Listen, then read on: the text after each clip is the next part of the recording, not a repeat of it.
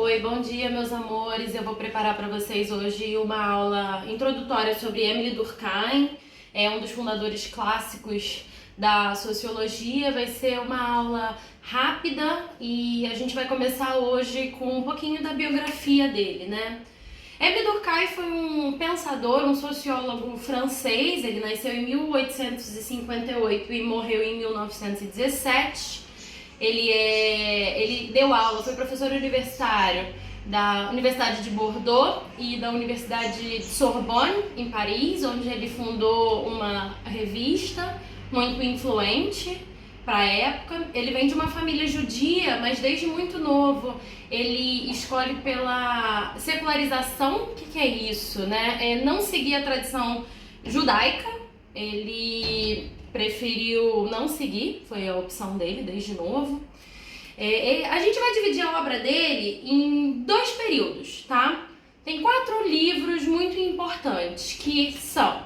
no primeiro momento, ele vai tentar fundar e delimitar o alcance teórico da sociologia enquanto disciplina. Ele prossegue a tentativa do Comte. Vocês lembram do Comte? Que dizia que o estudo da sociedade devia ser como o estudo das ciências naturais. O Comte estava interessado em achar as leis que regiam a sociedade. E o Durkheim vai seguir um pouquinho com essa tentativa também de legitimação da sociologia como ciência. O Durkheim tem 4 obras principais que a gente pode dividir em 2 momentos distintos, tá? 3 obras e depois uma outra obrinha para a segunda parte. Nesse primeiro momento, ele vai tentar fundar e delimitar o alcance teórico das ciências sociais, ok? Quais são os nomes dos livros? Da divisão do trabalho social, regras do método sociológico e o suicídio. A gente vai falar um pouquinho sobre eles depois. No segundo momento, o Durkheim vai tentar vai se esforçar em rever e corrigir os errinhos das próprias ferramentas que ele desenvolveu. E isso fica mais explícito, esse momento fica mais explícito quando ele vai estudar a religião, num livro que se chama Formas Elementares da Vida Religiosa. O Durkheim tem alguns conceitos chaves, como anomia, solidariedade mecânica, solidariedade orgânica e fato social, por exemplo. Inclusive é por ele que a gente vai começar hoje.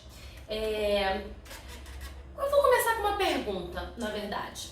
O que a gente aprende socialmente? Eu posso perguntar para vocês se alguém te ensinou a respirar, se alguém te ensinou a pensar. Acho que não, né? A gente nasce respirando, por exemplo. Mas e o fato da gente comer de garfo e faca?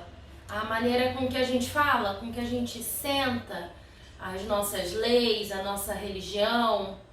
Tudo isso faz parte do que o Durkheim chamou de fato social.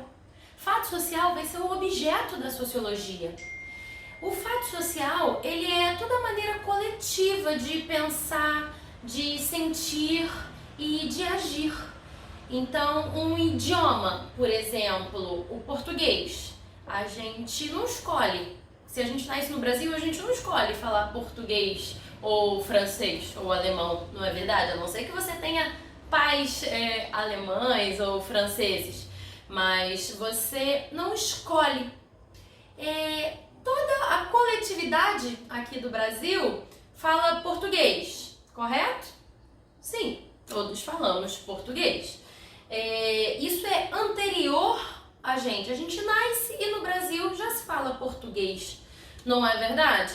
Então, eu posso dizer que um fato social tem 3 características. Pensa no exemplo do idioma, tá? Ele é exterior, ele é coercitivo e ele é geral. O que eu quero dizer com isso, gente? Ele é exterior porque ele existe fora e antes dos indivíduos, das pessoas, né? Ele é coercitivo por quê? Porque a gente não tem muita escolha. Ele se impõe a esses indivíduos, mesmo que seja de forma explícita ou não. E ele é geral porque ele é social. Grande parte das pessoas que moram no Brasil falam português, mesmo que não seja 100%. Né? E o Durkheim vai sociologia. É lógico que isso é uma introdução e isso é uma ideia muito básica desse conceito.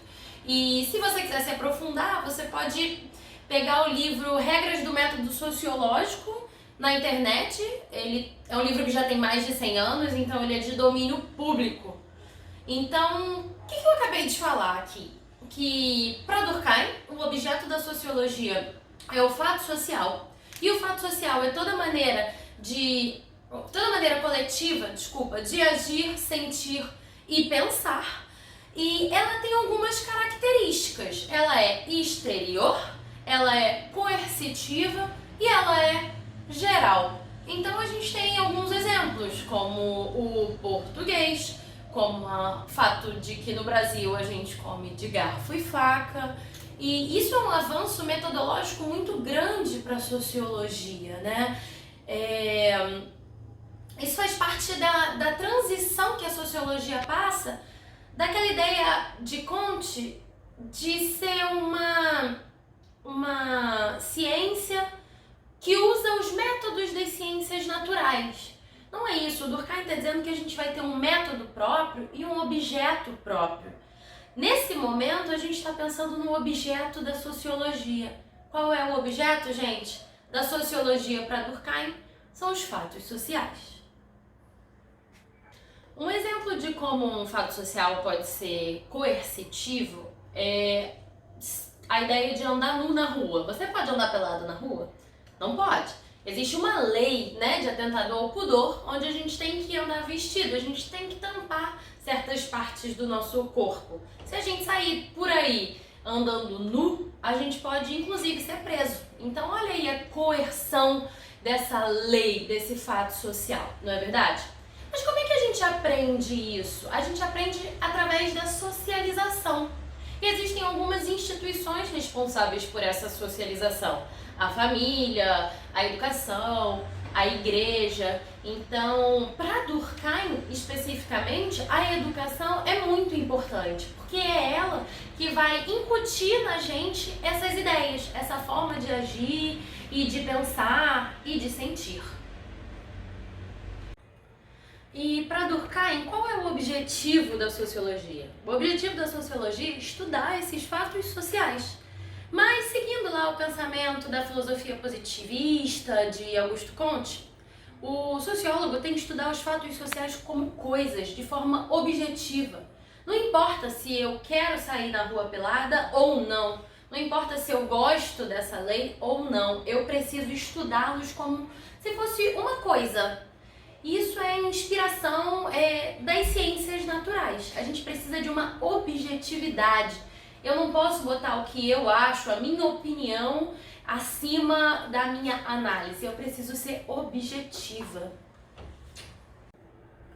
É claro que hoje a gente se questiona se é possível ou não um cientista social ser tão objetivo assim. Fica essa questão para vocês pensarem aí em casa. Mas para Durkheim, o sociólogo precisa ter uma grande objetividade, né? Na verdade, ele precisa ser objetivo, ele precisa se afastar os seus valores para fazer uma análise adequada, de forma científica, de um fato social.